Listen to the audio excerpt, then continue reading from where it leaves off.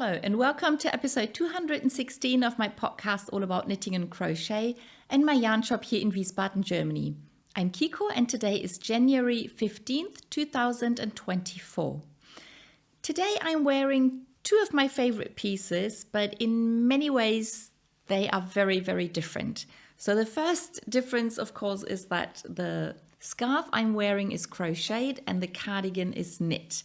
Then another difference is that this is bulky yarn, so it's very thick yarn. It's a pure alpaca by Hansa Farm and it runs 50 meters to 50 grams. So it's fairly thick and heavy, whereas the cardigan was knit out of what we call 6-ply sock yarn. I think it's probably something like a sports weight. I like to think of it as double weight, but I keep hearing that 2 threads of sock weight yarn is a dicke weight yarn, and that would be what we call 8-ply because that's 2 times 4.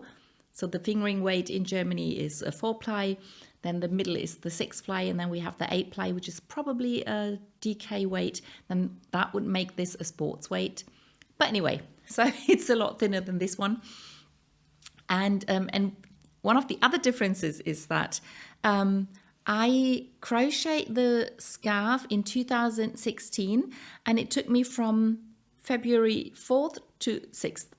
So I crocheted on this for 3 days. And I'll talk about the cardigan in a minute and then you'll see the difference. The pattern of the scarf is by Yumiko Alexander. It's in her book. I forgot to bring the book. It's, I think it's Rustic Modern Crochet. I'll link the book underneath the video, and I think it's a beautiful scarf. It's crocheted sideways. You crochet the flowers as you go, and I think they look really beautiful. And I added some rows on the other side of the scarf. I'm not quite sure right now whether that's in the pattern or whether I did that. What's definitely not in the pattern are the buttons that I put on the ends.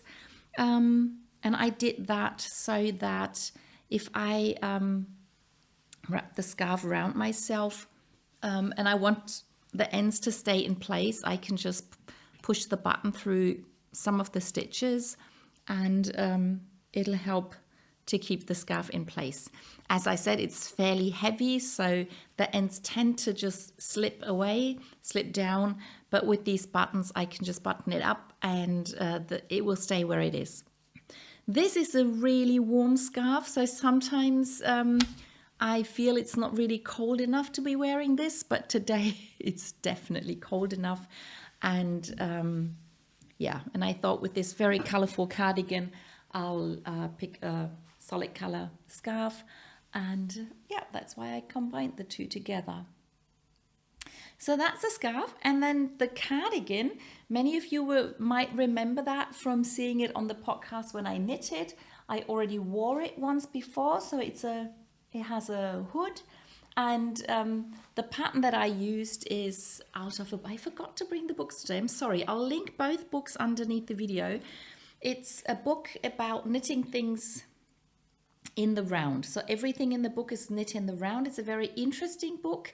And so when I started the cardigan, I started knitting it from the top, from the hood, and then I knit the cardigan down. And then the second really interesting feature is that the pockets are knit at the same time as the cardigan, but with only 1 thread of yarn. So there's a certain maneuver that you go back and forth, and it's a bit like double knitting, but with just 1 strand of yarn and knitting and slipping stitches in a certain way so that you can knit the pocket at the same time as the cardigan. So at the beginning you have the pieces separate and you increase stitches, and then once you reach the width of the pocket, it gets attached to the cardigan while you knit. So it's a very interesting maneuver. It was the main reason one of the main reasons I wanted to knit the cardigan.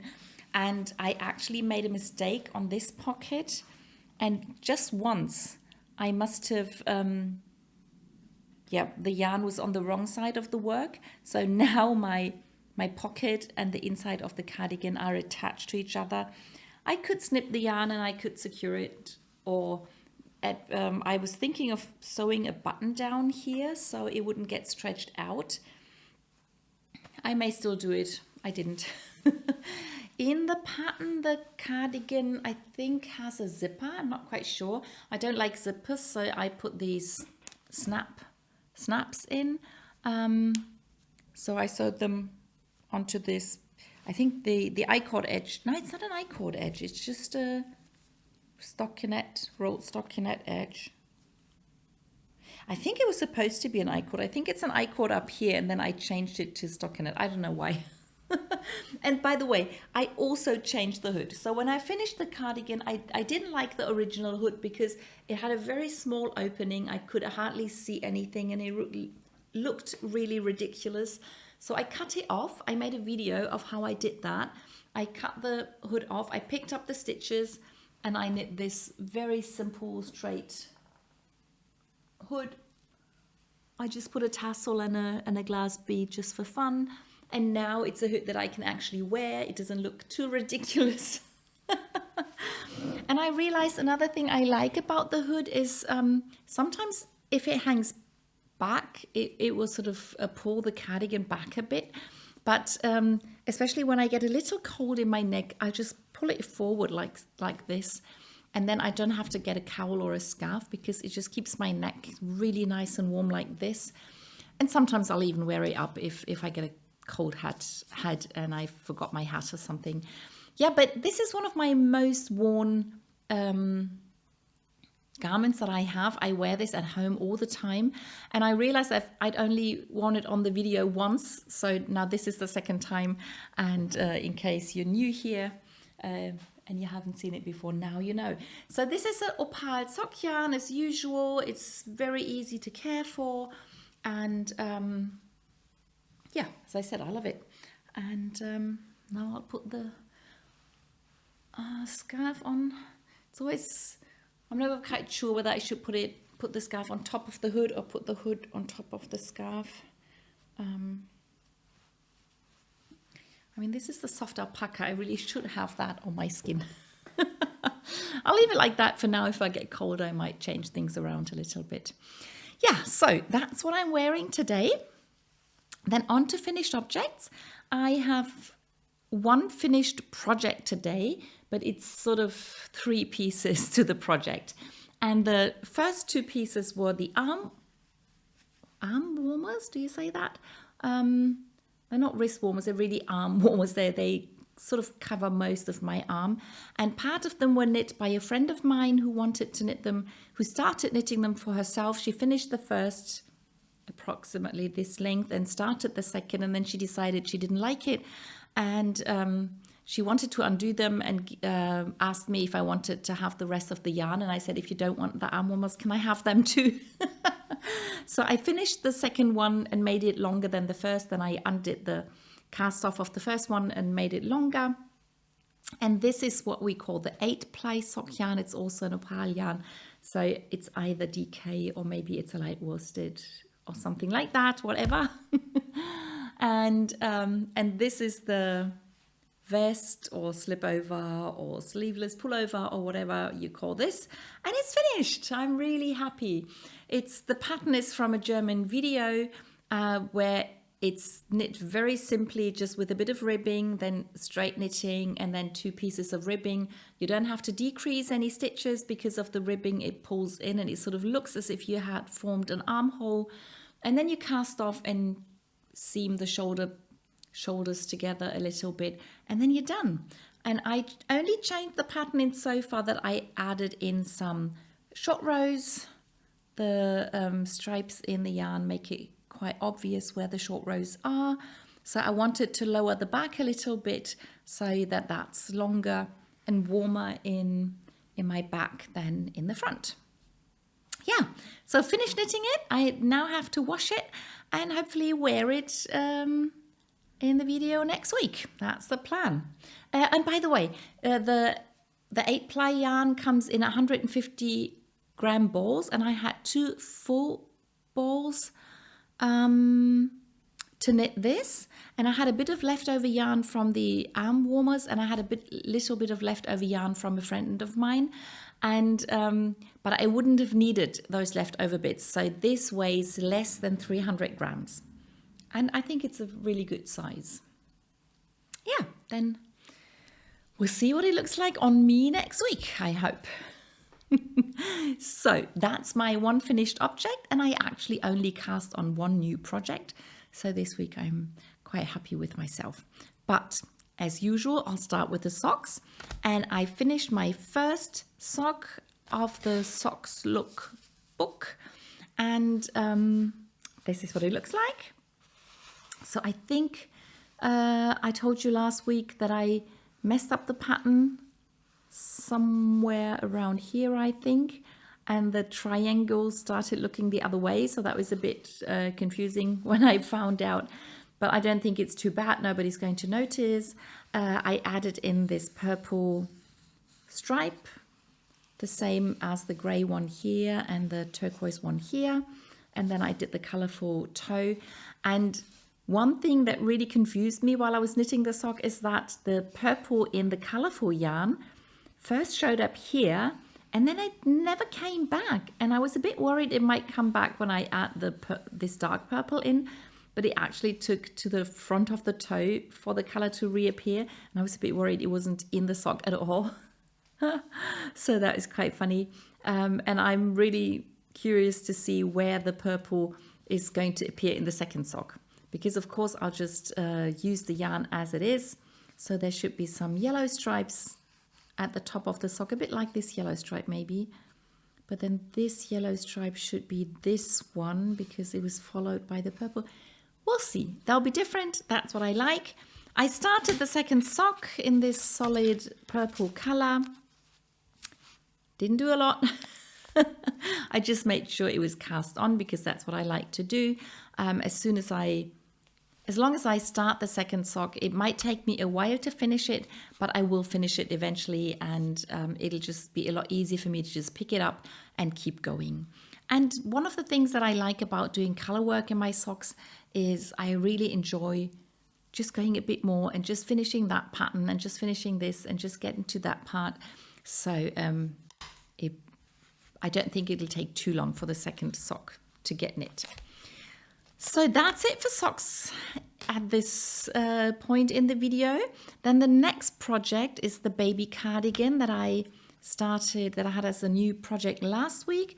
And last week I showed you the first half of the cardigan with the red hexagon that I turned into a sleeve and half a front and half a back. And I'd already added some blue. And then last week I started the second hexagon, and this is what it looks like.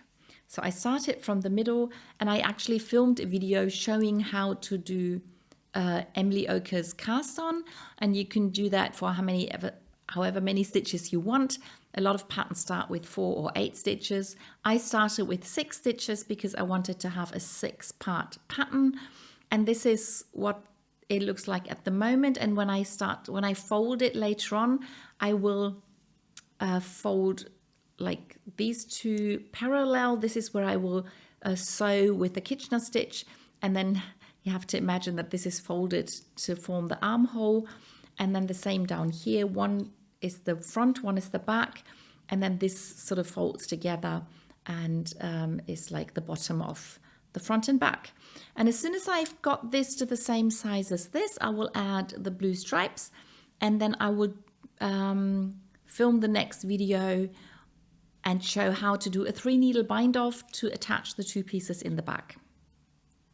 I didn't film the Kitchener stitch because I already have filmed tutorials for the Kitchener stitch. I have to check whether I have them in English as well or not. At first I did all the tutorials only in German, so I've always wanted to translate the other ones. I'll see what needs to be done and whether there's a Kitchener stitch video in English on my channel or not. But if not, there are so many tutorial videos in English that you can find at least 3 and hopefully one that you like. So that's the baby hexagon cardigan. And then the new project is another small project that uses sock yarn, and that again is the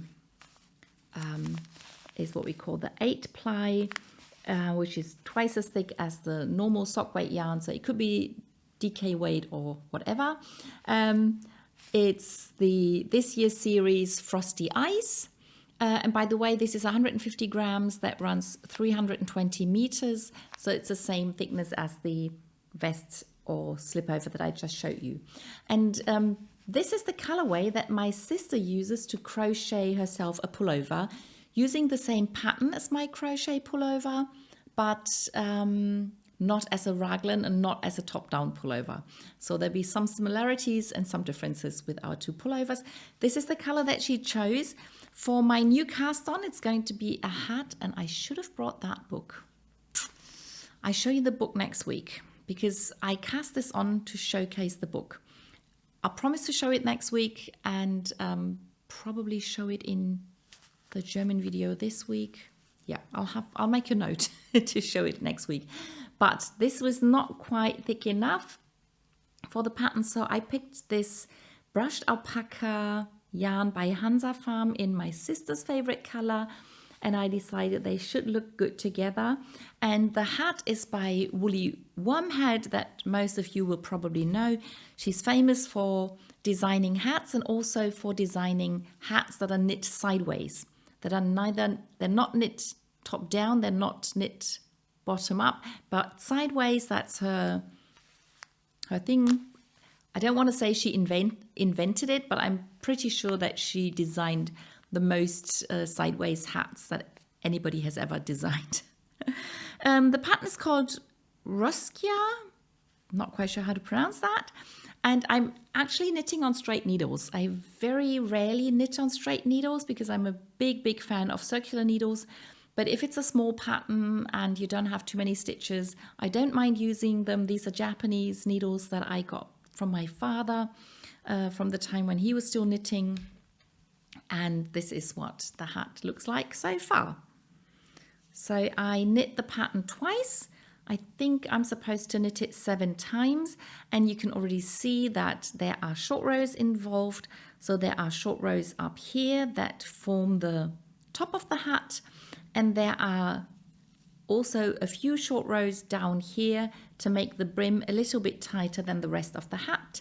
And then there are a few slip stitches just to put some pattern in there, not there for to help the form of the hat or the fit. Is, I think they're just for just to make it a bit more interesting and less boring. I think that's it. Yeah, so I'm really happy. I'm hoping the hat's going to fit my sister because those are her colors, and she likes a new hat every now and then. So that's that. That's my new cast on. Then back to project that you already know, and the next project on my list is the Geog Gradient by Stephen West. I started last week. I showed you the very beginning of the 4th part of the pattern. So the pattern was broken down into 4 clues, and I finished the first 3. That was number 1, that was number 2, and that was number 3. And then for the 4th clue, we had to pick up 1 trillion stitches on the longer edge of the shawl. And then I knit several rows of stockinette stitch in the light grey. And then I did my first dip stitches with the middle grey. And this is what they look like. So these are the dip stitches. And it means I dip down and knit through the fabric down here and pull up the yarn, which means I pull up the yarn in the front of the work, but also at the back of the work. So that makes it fairly thick and warm and gives a very interesting look. And after you finish the row with the dip stitches, you have almost twice as many stitches as before. So on the row back, you have to get rid of the extra stitches, and then you add another few rows of stockinette stitch. And then when the next color is added in, you do dip stitches again. So this is what it looks like before the dip stitches happen. And then I've already started the next row with the dark gray, and I'm doing dip stitches again. And so this is what the dip stitches look like when they're sort of fresh on the needle. And it's not very obvious, but these used to be 5 stitches and they're now 10 stitches. They sit fairly closely together and it's a dark yarn, so really difficult to see. But it's a very interesting pattern. It's very different from what you usually do. It takes quite a bit of time.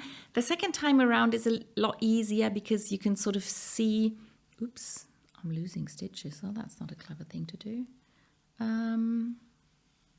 Maybe just get those stitches back onto the needle. Yeah, so the first time I did the dip stitches, I really had to count the stitches and make sure I go down every 5 stitches. But now that I already have one set of pattern, it's quite obvious that this is where I need to go down, and it's quite obvious where the 5 stitches end. Yeah, so according to the pattern, I think I do the dip stitches once with every color, every of the 4 colors, and then I cast off. I'm still thinking I might do more rows. I'm not promising anything, but the dip stitches do take a long time and a lot of yarn, but they do look nice. The row back is not as bad as I feared it might be, so I'm still not deciding 100% what's going to happen there. So that's the Geog Gradient. Then the Remember cowl that I do in double knitting has only grown a tiny little bit. So for this huge flower, I started the first stitches in the contrast color, so the middle of the flower is going to start there. I think I put these beads in, or were they already in and I only just knit on top? I don't know. I think these were the last beads that I put in.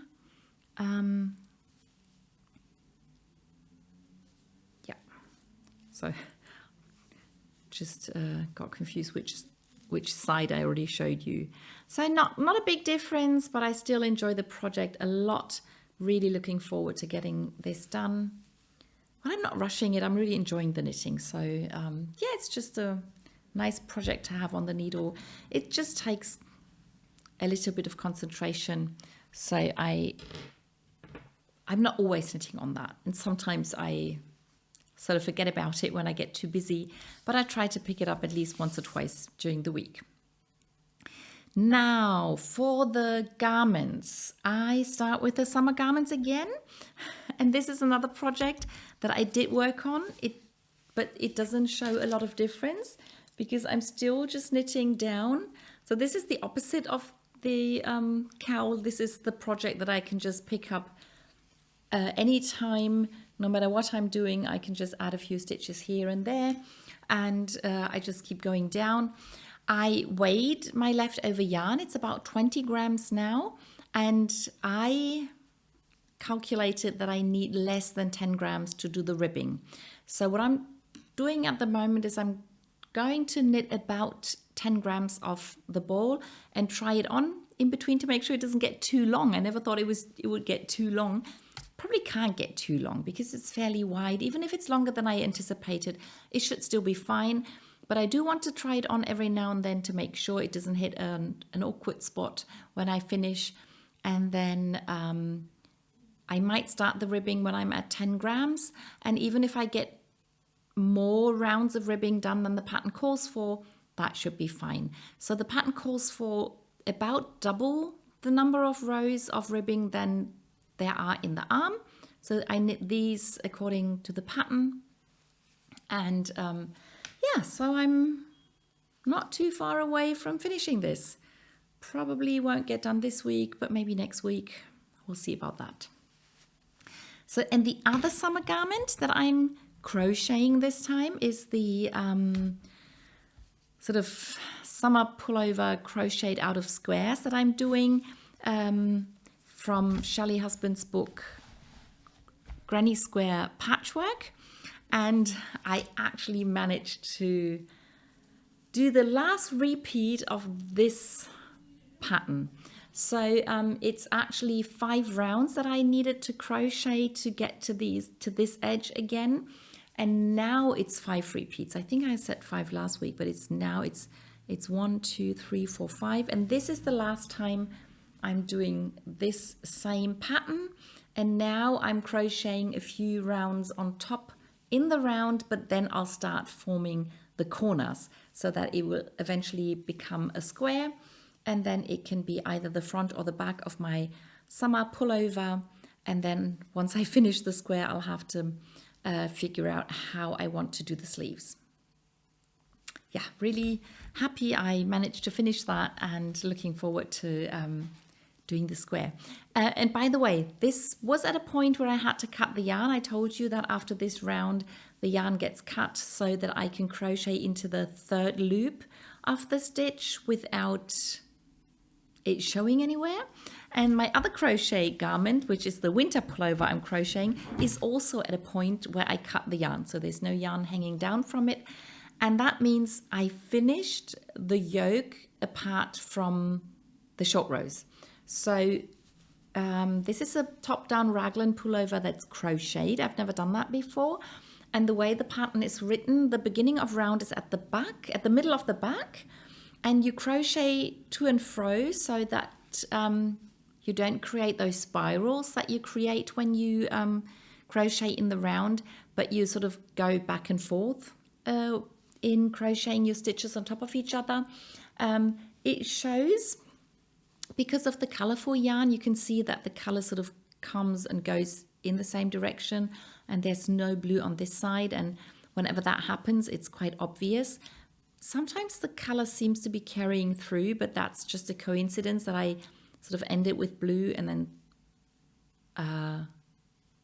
it's a coincidence if the colors sort of seem to run through the seam.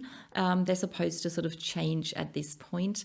And but now that I finished the yoke, the short rows are started at the side of the back. So I will just crochet over the back now so that the back piece gets pulled up, which will lower the front.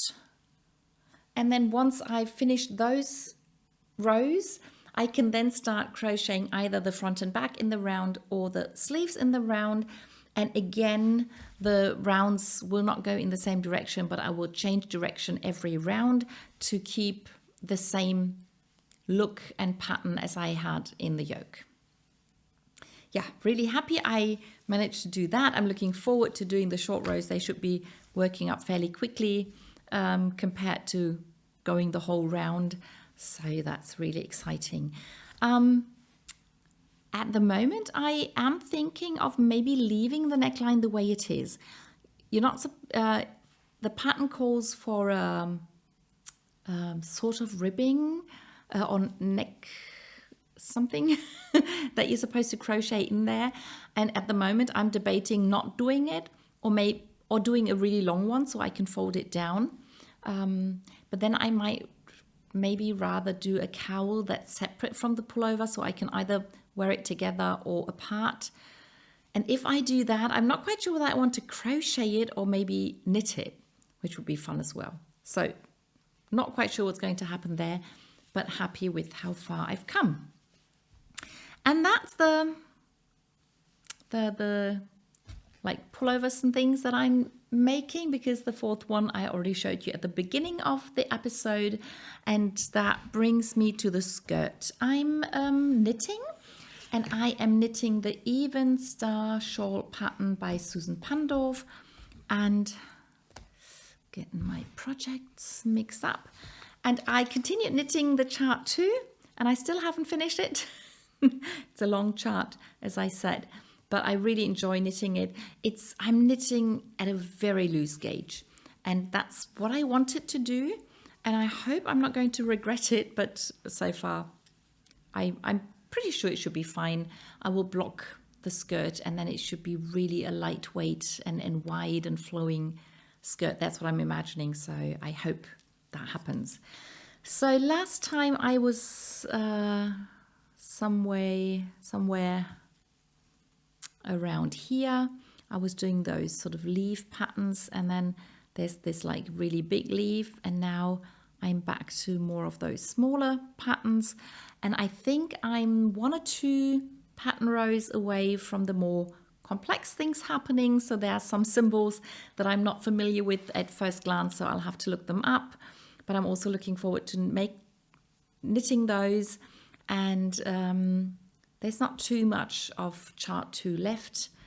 So I'm looking forward to finishing the chart on the one hand, but on the other hand it means there'll be another increase round, so I'll double the number of stitches. So I'm not quite sure I want to look forward to that. We'll see. Anyway, that brings me to our knit-alongs. I'm still running the Bananensocke knit-along on this YouTube channel and in the Ravelry group for Kikos Strickschule, if you want to take part, if you want to post what you're doing. And this is another of the 8-ply opal sock yarn, extra large. Again, it's this year's series Frosty Ice, but it's this very colorful colorway, and I continue knitting quite a bit. It would be long enough if it was for me. It's a nice long sock for myself at the moment, but as I want these to be like guest socks for guests who come into our house, a lot of them have bigger feet than I do, so I decided to make it even longer than this before I knit the toe. And yeah, so still a bit of work to do. I would love to finish the first sock this week and start the second. That'd be really nice. Let's see if I can do that. And then the other knit along, where we either knit haramakis or reversible hats, I continue knitting on my hat. And I'm using this opal yarn that sort of looks like the Black Dragon series, even though it's a special color. But it has the black yarn spun together with the colorful yarn, and I'm combining it with sort of one black hat and then the colorful hat. And this is going to be a reversible hat that I can, once it's done, I'm folding it in half, and I think I'm almost done. I've tried it on several times and I think I'll probably need a few more centimeters, and then it'll be done. I won't have to cast off the stitches. I'll just pull the yarn through, pull it together, do the same with the cast on, and then I'll have a reversible hat. That's either a black hat or it's a beautiful blue and green hat with a black brim. Really happy about that. I'm hoping to finish it this week, and then I could start knitting a haramaki, or I could start knitting one of the many other projects that I have waiting to be cast on. Okay, so that was everything I knit and crocheted last week. I hope you enjoyed the video, and I'll see you in the next one. Bye!